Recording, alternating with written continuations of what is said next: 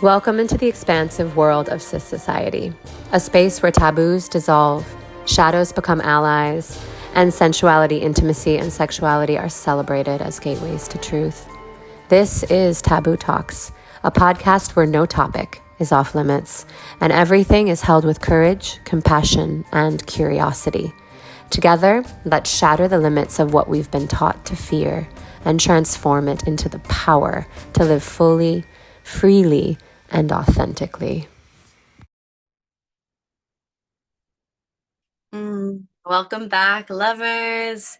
Today we're diving into one of the most taboo charged and misunderstood kinks in the BDSM world, which is race play. So, in queer kink communities, especially among gay and bisexual men, race play explores power dynamics rooted in race, domination, submission, and historical trauma. Think consensual role play involving slavery, colonialism, and racial humiliation. Yes, it's super edgy and controversial, and for some, it's extremely hot. So, we're not here to police desire, we're here to get curious about it, to unpack the shadow, and to ask, can something that once oppressed become a path to liberation? Today, we're joined by Dr. Michael Curtis, who is a licensed family therapist and has spent over 10 years helping queer men of color feel confident, healthy, and true to themselves. Welcome on to the show, Dr. Curtis. We're so honored to have you here with us to explore this really interesting taboo topic that I'm sure most people have never heard of or explored for themselves. So, thank you for being a voice for this. Hello, hello, hello. I'm happy to be here. I'm excited to chat it and talk about this. It's been recently something I've really been focused on, and I think has become much more popular recently and much more in the mainstream. When I'm thinking particularly of like pornography and things like that, and there've been some um, rather popular stories about content creators getting caught up in race play allegations and things like that. So I'm excited about unpacking this today.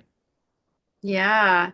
Well, let's dive right in there. Will you go into a little bit more what race play is and how you got into this? Yeah, so I guess I'll start off with my journey of getting into it. I identify as a Black queer male. I primarily date and sexually attracted to male presenting people. While I don't actively participate in race play, I think it has always been a part of my sexual experience as I have been sexualized as a Black male in spaces. Um, while we don't think about it, that trope of the big black cock or the big black dick is a part of the race play family, just in a more sort of mainstream way, as we've made it into a porn category that is often projected as a stereotype. But it's rooted in the racist sort of colonial ideologies that we can trace right back to slavery, when men were treated as breeding bulls or people, objects of physical labor and sometimes sexual satisfaction.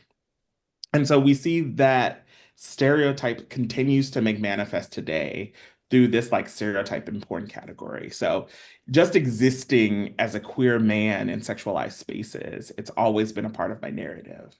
And as I became a therapist and I got trained and I started seeing clients and talking to clients about this, um, it was interesting for me to see how much race played a role in how they dated, who they dated, and how it guided their sexual experiences. And so that got my academic mind thinking about that. And so that's how the research came about. Wow. So, this is something that it feels like we all hear about that, but like big black cock, like that's something that, no matter what your race is, I feel like we've all like said that, Mhm. joked about it, been turned on by it, right? Fetishized it in a way, but it really does actually have these really deep roots of a lot of trauma. And I'm Mhm. curious, like, there's a lot of talk around how kink, especially transformational kink, and Mhm. certain styles of practicing kink can actually heal these really deep traumas. and then there's like the other end of the spectrum where they can actually perpetuate and enslave us in the traumas even further or even re-traumatize us. So I would love to hear a little bit more about how you consciously use this kink to help others heal this. It's not even like our lifetime of trauma, right? It's like ancestral, like deep lineages of trauma. Yeah, it is. And it's very much it's rooted in the systems that are at play today. I kind of see it as when people come to me and saying they're interested in this and they're feeling a little shameful about it, it's often rooted in feelings of disempowerment, speaking from the client's point of view, I feel like I'm sort of systematically disenfranchised and disempowered in my normal life. And so the way I sort of take that power back is by sexualizing it in a sense, and then Mhm. enacting that behind closed doors with another consenting partner. I think the difficult part for a lot of people is that we don't talk about this and we don't talk about how much race can play a role in people's sexual lives. So when they're overt about this is something I'm interested in, it's often shamed, pushed to the margins, and or projected upon people in ways that like they didn't expect or like they didn't necessarily consent to. So I've had particularly Black male clients who will be in the middle of sexual engagements with a white male, 9 times out of 10, if I have to be honest, unfortunately, and not necessarily slurs like the N word, but definitely like very racialized language, like take me. I've even heard like savage before and like brute and stuff, and they're like, whoa, that isn't necessarily what I signed, the dynamic I signed up for, and that makes me feel a type of way, like a imagery is being projected upon me that I didn't necessarily want to. So I think from both standpoints, there can be a point of liberation as a person of color taking back that power, um, but also as a white person giving up that power and venerating people of color. I find to be very fascinating and interesting, and is sort of a focus of my work right now. I think when people think of race play, they always think of the sort of reenactments of dominant white hierarchies on people of color. But I'm seeing a reversal of that, particularly in queer spaces, of this veneration of people of color over white bodies. And I'm really interested in like why that's a thing. Wow, that's so fascinating. I have so many questions, but um, my first question is like, because you work with queer men and bisexual men specifically, is this more common in these communities, or is this something that straight homosexual people are also practicing? And my other question is, if you could kind of just walk us through a scenario of how a race play container would look, like what would people maybe be saying and doing and acting, and how would you guide that, or what advice would you give so that you're not in a re-traumatization uh you're not going to re-traumatize one, but it will be a more empowering healing experience. Great. That's a wonderful question. We don't have great research. I could say anecdotally, I think it is more popular amongst queer people. But that also could just be my bias as I'm queer and I'm existing in these spaces. Um, But I do know there is a healthy-ish community of straight or heterosexual presenting people who engage in this sort of play as well. Again, I think it's a replication of some of those hierarchies of like domination and femininity, and also the reversal of that as well, of having female dominance over particularly Black bodies. And I'm focusing on Blackness right now because I am Black, so anecdotally I know more about that. But also I see that often as a center of this sort of dynamic, the sort of Black-white hierarchy, although other races can play a role in this as well. Um, when I'm thinking of how to do this and participate in this safely, I think of what are our being reflecting on what are our soft spots. So Hmm. we know I've sexualized sort of this um, humiliation and or domination play, and I like to do it in the context of this of race.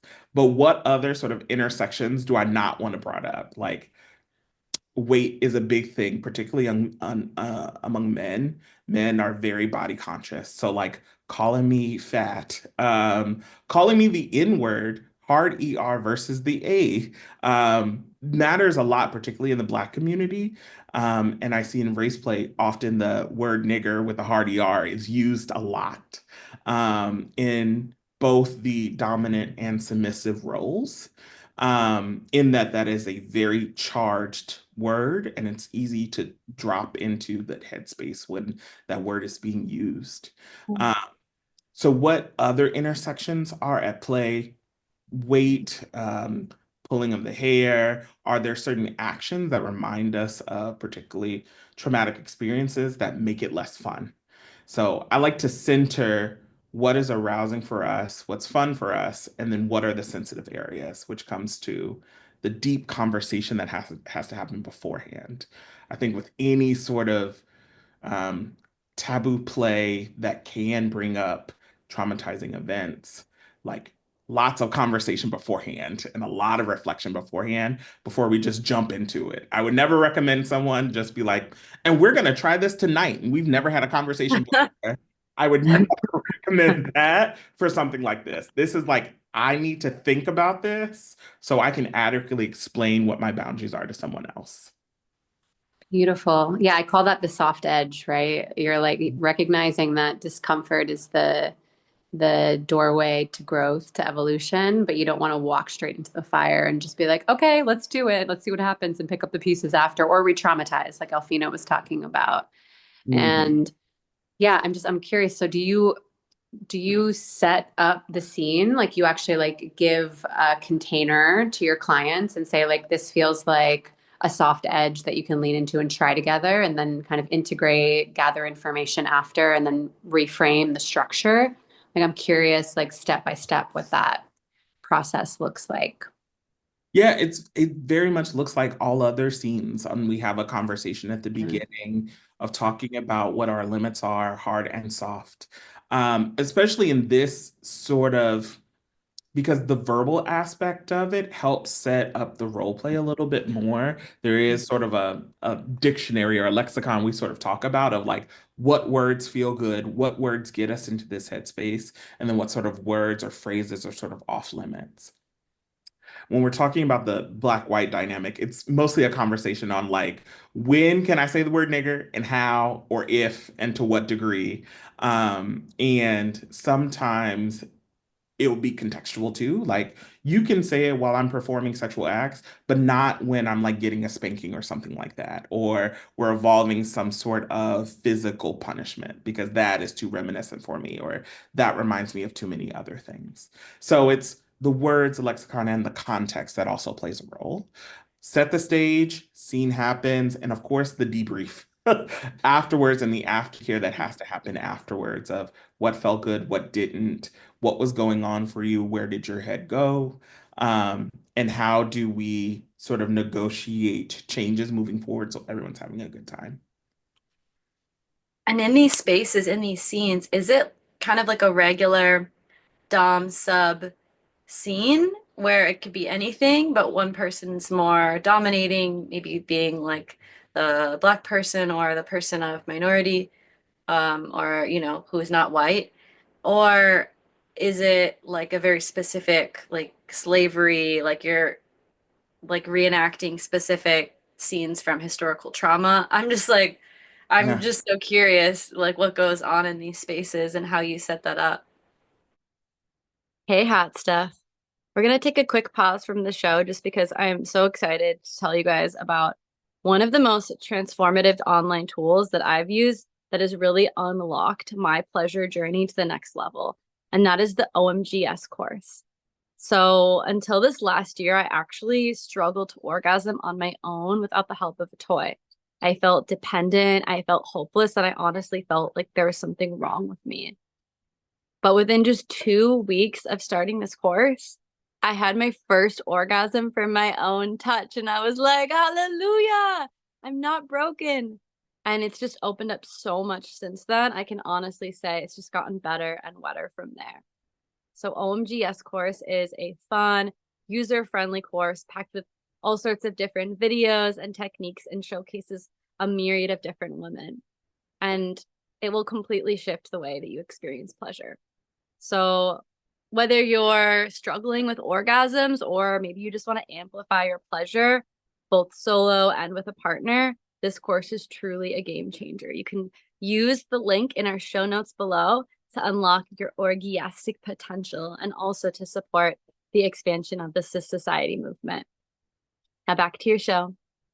Yeah, it's a little bit of both. I think because of the role play aspect of it, it isn't necessarily race play isn't necessarily its own thing sitting in a corner. It can be like sprinkled out through other play, Mm. and the head and the headspace that both or multiple people get into during that sort of process.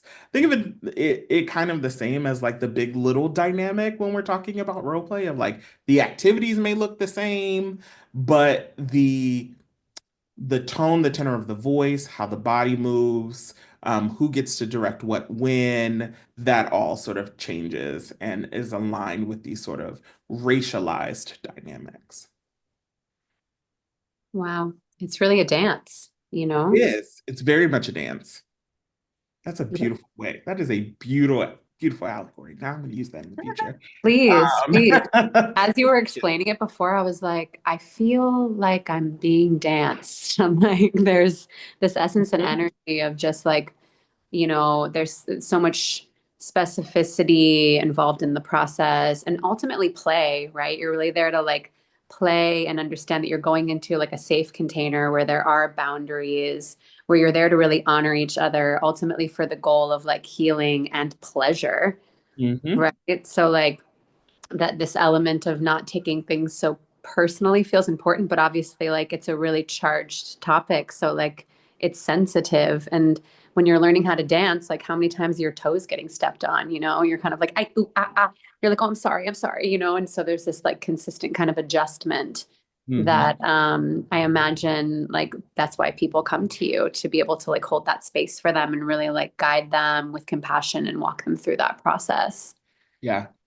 It's a hard, a lot of people come with the initial like I actually just I want to get counseling around making this interest go away because I feel like I shouldn't even have this interest. I'm Mm. good with being kinky and like I'm a bit of a masochist or a bit of a sadist, but now that I've included this racialized aspect, that makes me feel like a bad person. So I want to remove that. And it is a bit of unpacking of where is the interest coming from? Like, do you, especially when I'm working with or I'm talking to someone, a white person who likes that sort of dominant aspect of it, do you like the subjugation of people of color? Or do you just like the play in general, the ideology of it, but you're really activist, or are an advocate? And that's what I've actually found a lot in my work in that this is just one aspect of play, but outside of the play, these are people who are very critically and race conscious and are very equity forward and who want to talk about these things. Um, and I think I don't know if there's a better way of saying this, but because of that consciousness, they also know that these things are also kind of a game in a sense of like, I don't take life too seriously. I don't take these concepts too seriously, even though I know they have material consequences. So like outside of this play, I know we have to take it seriously and there are hard lines, but we get to have fun in this play and we get to exist with no limits and no boundaries. Um, in that sense. Yeah, You. in that particular way. But we get to engage in something that I know would be taboo and wrong in any other context. But here I can exist in this. It's beautiful. I mean, it's just so it's interesting, and I'm just trying to like I'm not like a black woman, nor am I like in the queer space. But Mhm. I'm like thinking of just in general utilizing this BDSM world to heal trauma. Like, when I was like spanked as a little girl, and now like I love getting spanked because there's the essence and energy of I'm not that I'm in control, but I'm choosing it. And like Hmm. I'm choosing it in a safe container, and I'm like telling you that it's okay to do to me within my own boundaries, limits. But it's like it's an incredibly healing and exciting and liberating and pleasurable space to play with these dynamics and to like have an opportunity to rewire our neural pathways and like create more freedom in our life. And I feel a bigger sense of control too.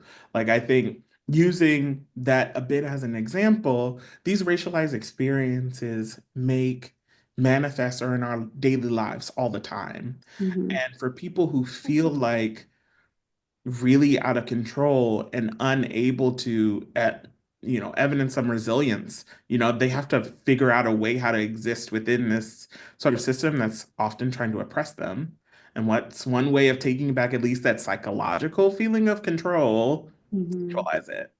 um so I find that enough too, of like, if I sexualize it, I take power away from it in my life. I still have to deal with it, can't escape, but like I sort of externalize it, and I'm able to have control over it.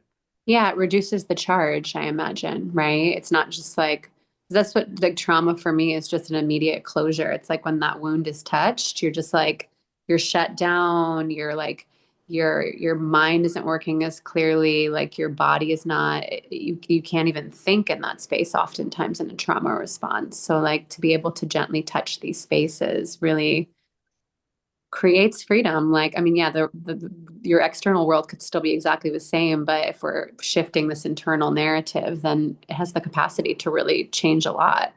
Hmm. No, Uh-huh. So yeah. I have two questions. One is like more representative of the shadow, and one is more representative of the light, which we like to go into both of those on this podcast.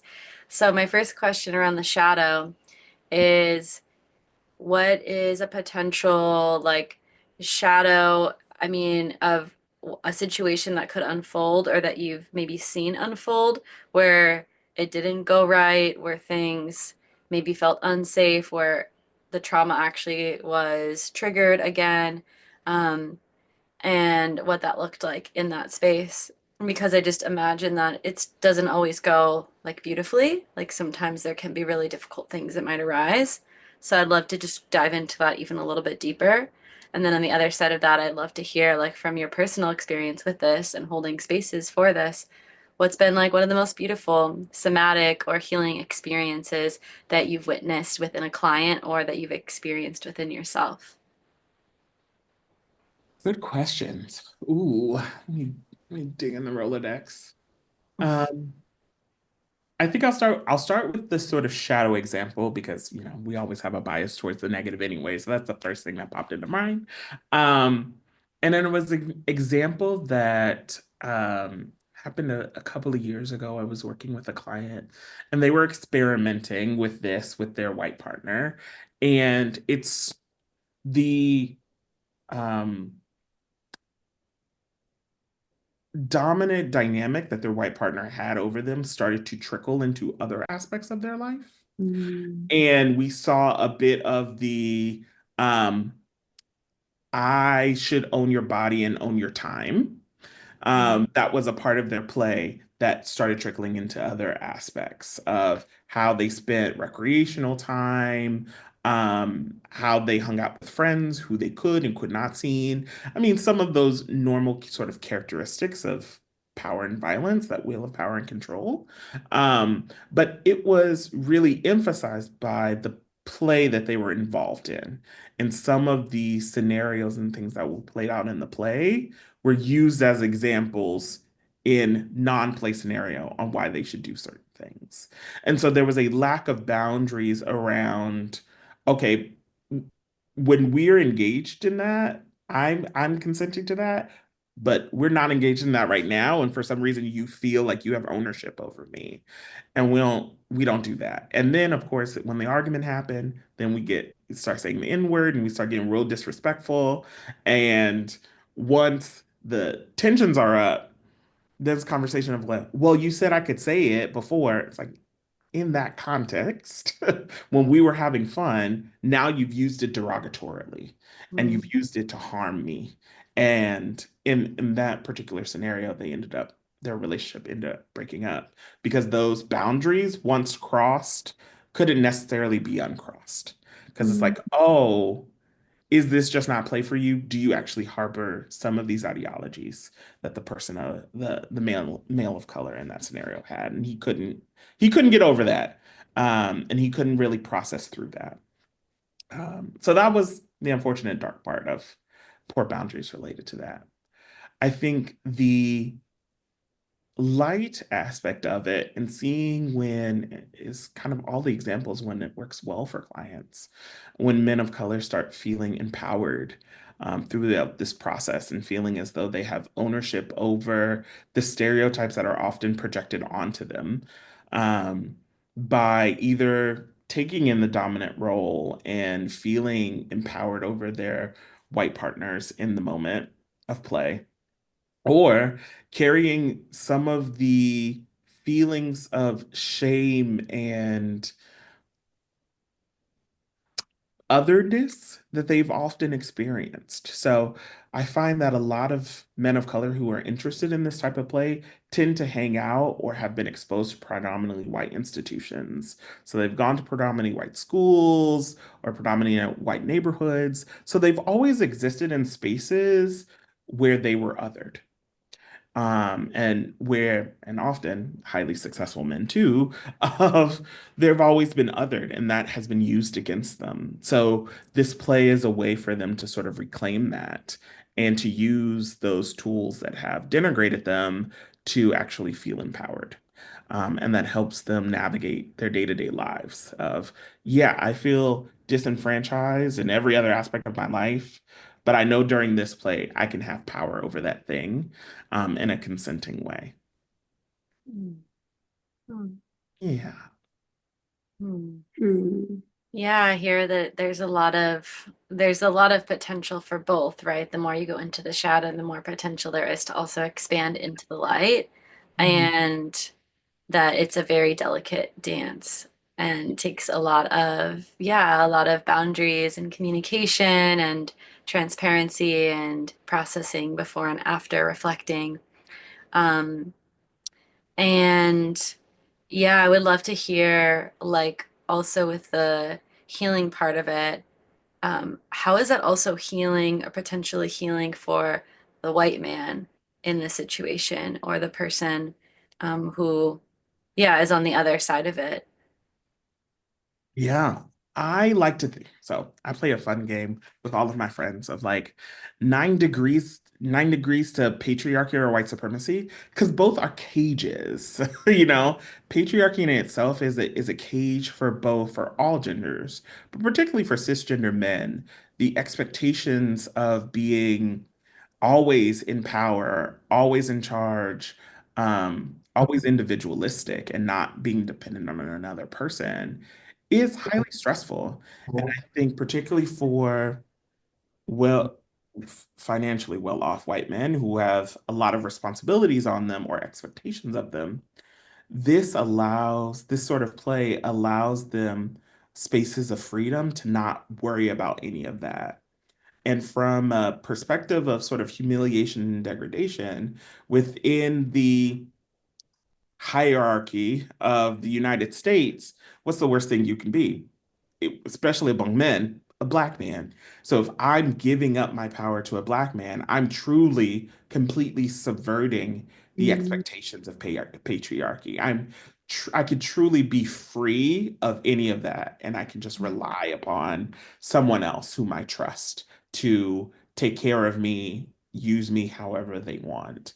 So I think that this types of play, any sort of dominance and submission play allows that freedom, but particularly when we're engaging in race play, um, it truly allows a complete turning on its head of that sort of access of power and whiteness and patriarchy here that we have in the US. So that's my hypothesis. That's profound. Yeah, that's really profound. I almost feel like it's a similar dynamic in a little in a way where a man submitting to like a woman dominatrix where women have traditionally been under the man and how healing that can be for a man to submit to a woman and how empowering that can be for a woman to dominate a man. And so I can only imagine that it's like that, but even more systemic and like in a different way for race play. And I'm also curious, like, do you see two black men ever do race playing with each other, or two white men do race play, or other types of races that tend to come in for this type of work besides black? I'm just and like any woman, I'm just curious like what the field is for people that are practicing this and maybe people who could practice it and get benefit out of it. What do you think? Like what types of people would benefit from this practice? A really interesting question of sort of what monoracial race play would kind of look like. I don't see that. I would say the most popular sort of scenarios that I see within my practice, and I think that is portrayed in sort of amateur porn, is older white men and young black men. Mm, And we oftentimes it's young black men in the dominant role and older black men in the submissive role, but I've seen it opposite as well.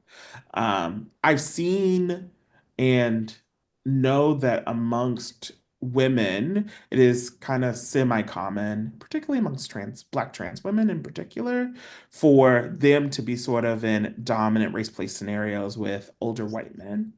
Um, but any race can be involved and use and integrate this into their play. Um, there's a pretty popular content creator couple called Hunter and Wasp, and they are a white man and I think a Mexican man or he's Latinx, and they create race play content and particularly around like immigration things, which I find to be really interesting for them because that's a different dynamic than slavery would, which you see play out amongst Black couples, um, where they use that as a part of their play. So I think there can be a pretty diverse field, mhm. um, but just from my exposure, it tends to be Black and white for the most part. But those are the people. This is pretty, I would say, pretty socially extreme, not necessarily physically extreme, but like a social extreme kink that people don't talk about very often. And when people do bring it up, it gets a lot of stigma. So I think more people engage in this type of play than are readily talking about it. Yeah, I'm curious. You mentioned stigma, like when you've walked into a party and shared with people what you do, like have you had some adverse reactions and like some shutdown, or like do you find that most people are open and curious to the work that you do? Like what's been your experience in openly sharing this work with the world? I think generally people are uninterested in learning more about it. What? Like, mm, Seriously? generally, especially people of color. Generally, they're like they write it off as any person interested in that are either racist or crazy. The racist person is the white person, and the crazy person is the person of color. So there's a lot of lack of conversation around this topic in general. Um, I would say politely, especially in kink spaces, people politely say no, no, thank you. In non-kink spaces, people like that is some nonsense. So, so I think there's definitely a an overall social stigma in it, and I think that is further charged by the socio-political climate that we're kind of in right now, in that we're in a space where you can't really escape politics and you can't really escape race in politics anywhere you go, even though you try. So the conversations on like subverting and playing with the material consequences of race right now, people are Yeah. kind of unopen to. Mm. But those who are open to it, I found the conversations to be pretty robust. And my research is really around, what gets people initially interested in this play, and how do you do it in a way that can be transformative and safe. Yeah, it's beautiful. Yeah, I guess I'm just like I'm feeling into the adverse reactions where people are like, "That's nonsense. That's crazy," Yeah. and like feeling like for me, I'm such a solutionary. I'm like, how can we like share this with people so like people can plug into it and understand it? And it's kind of just like what came through was just like asking the person like, "Hey, have you ever had a traumatic experience in your life, or like move through something really intense? Imagine like being able to safely play out something similar in the bedroom and heal that thing that you went through. Like that's what this is. Like obviously like it's specific to race, but like just people that like might not like, click and connect the dots. I'm curious. Yeah. Yeah, I'm just wondering now if there's other subcategories like Mm. rape play or like incest play, of like these really deep, deep traumas that are being, yeah, channeled in this like specific container with intentions of healing and liberation. I'm just really curious now if you've heard of anything else like this that's going Yeah. on. Yeah. Funny enough, I find it that people are more apt and interested in having actual conversations around rape and incest play than they are about Yeah. race play. And I think it's because of the sociopolitical dynamics of that. Like incest play and rape play feel in my brain completely anecdotally. Ah, anecdotally.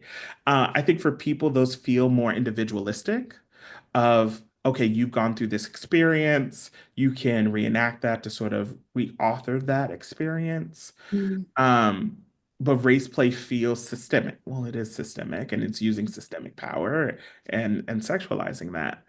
Um, and I think we are uncomfortable having conversations around sex in general, but we're really uncomfortable around having conversations about race. And no one wants to be called or be accused of being a racist because how can Mhm. you get rid of that label? And once, especially within queer spaces and kink spaces where kind of everybody knows everybody after a while, no one wants to be walking around with that label, and not everyone's going to understand it either. So I, I think there is um, because of the large social stigma and an unwillingness to at least talk about it and bring it into the space, Mhm. a lot of people are engaging in it. Um, I don't want to say unsupervised, but like with no guidance. They're kind of, Unsupervised. I There's don't no want adult. right. I don't want to say unsupervised, but like There's no adultier adult in the situation. right. There's no guidance. There's no one being like, hey, here's how you safely, here's how you take care of yourself afterwards. And Yeah. they end up coming to me as a therapist, and we kind of do that work. Mm. Mm. Yeah, I hear that. I mean, like I want us as a collective to be able to like safely and comfortably like talk about race. Like what do you think that looks like? I know we're kind of zooming out a little bit, but you brought it up in the last share.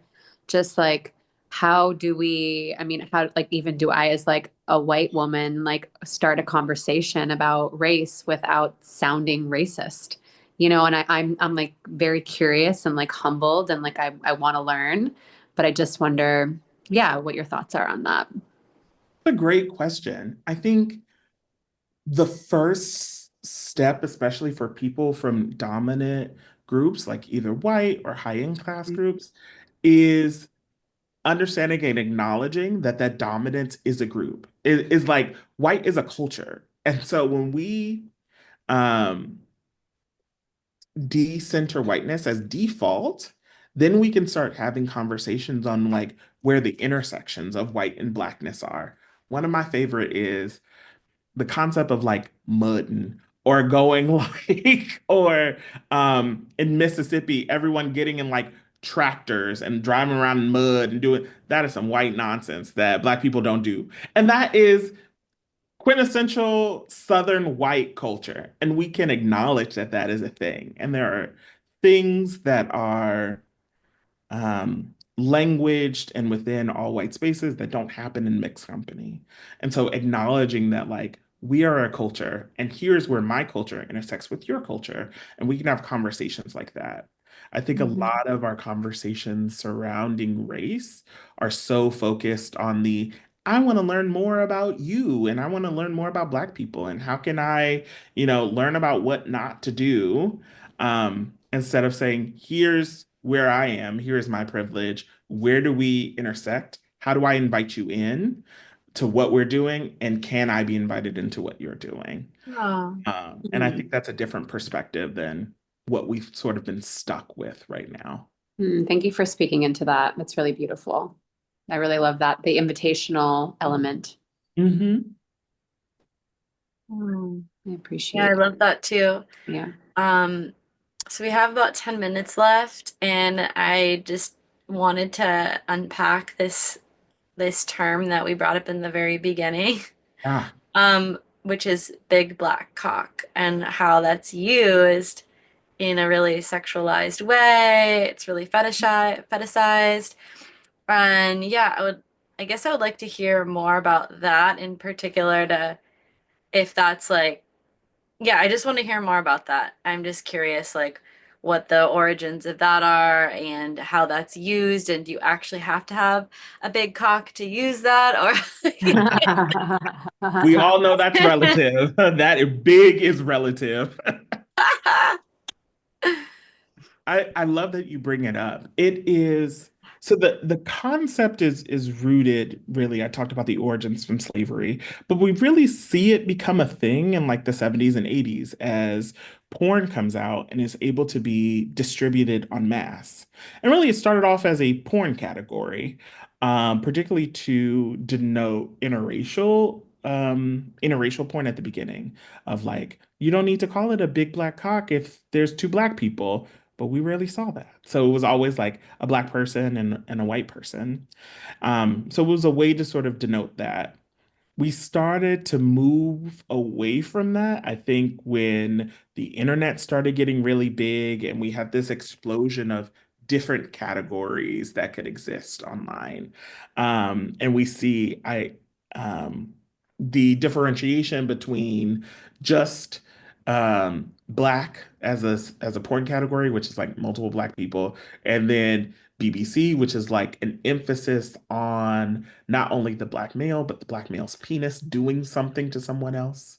And then the more interracial stuff, which kind of is more focused on the white partner of things.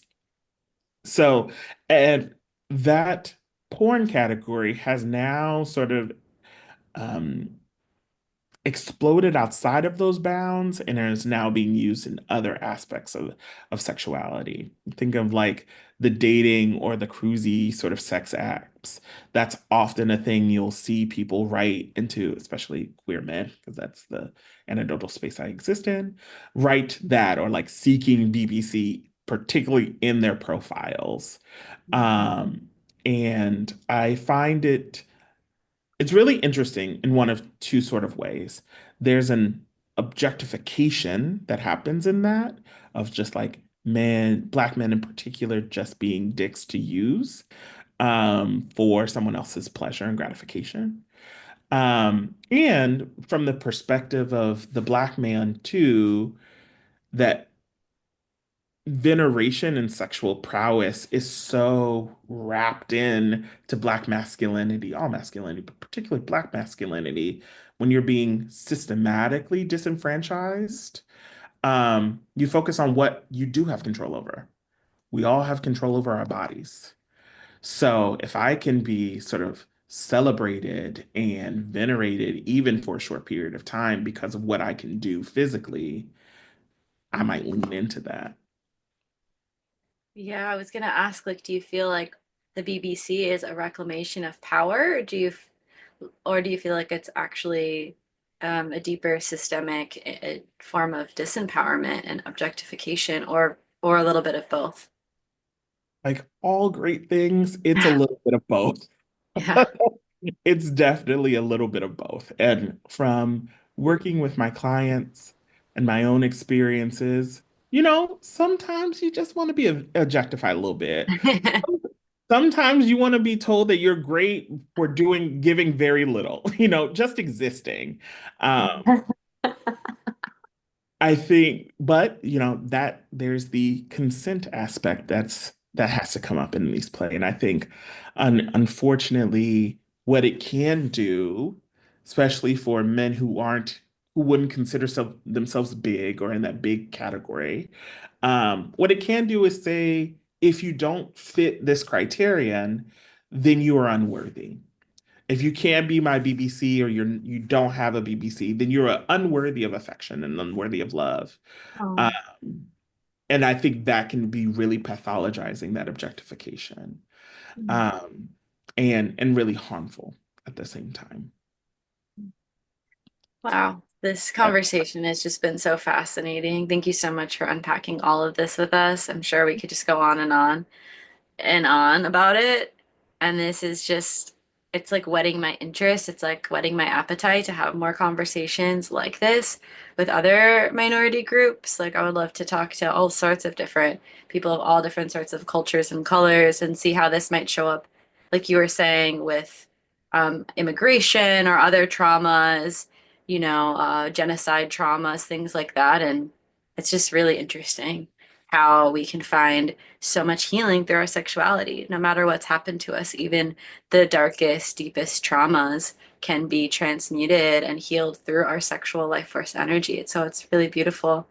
And I just want to give you an opportunity now to just share with our listeners if you have any final messages around this, and also to share if there's anything exciting in your world that you're working on or creating that you want our followers to know about. Ooh, my exciting message would be everyone needs a therapist.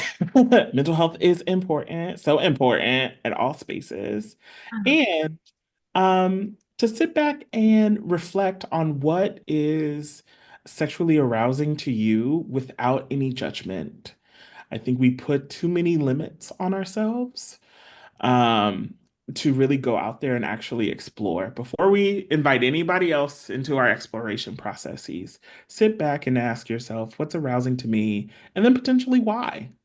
And if that is linked to unmet trauma needs or unmet touch needs, then work on going externally for that. I think a lot of times people find themselves in situations that they wouldn't necessarily be in if they didn't sort of self-reflect and think about it. So that would be my final message. As for projects or upcoming things, I'll be launching a study really soon, digging into Black men's experiences of these racialized sexual experiences and race play pretty soon. So I'm excited about that, and we're gonna do some great interviewing, very similar to this, about their experiences and how it's been transformative for them. So I'm excited about that. Yeah, that's so excited and needed. So where can people find that interview when it goes live, and how can they get connected to you? I will be starting my own podcast relatively soon. Ooh. No, very fancy. I'll be recording my first couple of episodes at the end of the month. So that will be launched this fall. So I can't say the name just yet, but stay tuned. Excited about it. Ooh, keep us updated. I'm on the edge of my seat. And I yes, I 100% will. It'll be a podcast all dedicated to Black queerness and digging into topics that are at those intersections. beautiful. I look forward to it. My consciousness definitely was expanded. I feel deeply humbled and, like Elfina said, curious. Like, I feel like we could continue to talk about this. It definitely opened up something in me, in us. So, thank you for your time and your energy, your transparency, your vulnerability. Thank you for all of it. Um, yeah, I really appreciate you joining us today.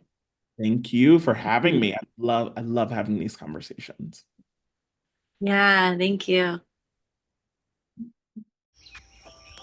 Thank you for tuning into Taboo Talks, where some truths need to be spoken and some silences need to be broken. Each week, we come together with diverse minds to explore and integrate the dance between shadow and light. Join our community and stay connected to all of the exciting movements of our mission through our website at cissociety.world, where you can sign up for our email list. This is the best way to stay updated on new taboo topics, episodes of our podcast, and even find live events near you. On our website, you'll also find links to follow our podcast, Taboo Talks, on platforms like Spotify, YouTube, and Apple. For those who want to dive even deeper, you can join our private WhatsApp community to engage in meaningful discussions about taboo topics with members from all over the world. So don't miss a moment. Visit cissociety.world and share these conversations to support the expansion of our mission. Together, we can spark the change the world needs. Until next time, stay curious, stay open, and remember, the only thing taboo is not talking about it.